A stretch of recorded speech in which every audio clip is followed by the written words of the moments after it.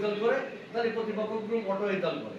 ওয়ার্ল্ডও এরকম সামাজিক গ্রুপ আছে, এরকম দ্বন্দ্ব আছে, তারা এরকম আলাদা আলাদা হবে।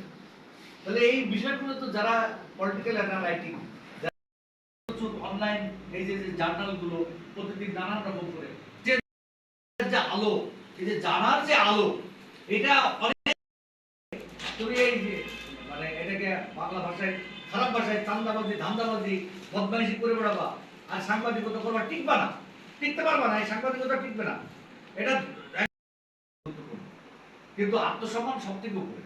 টাকা পয়সা যে কেউ যে কোনো সময় অনেক টাকা পয়সার মালিক হতে পারে, এই সম্ভাবনা কিন্তু প্রত্যেকেরই আছে।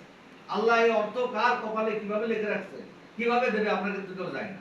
অনেকে চেয়ে পাচ্ছে না, অনেকের কাছে এমনিতেই যে হাজির হয়ে যায়।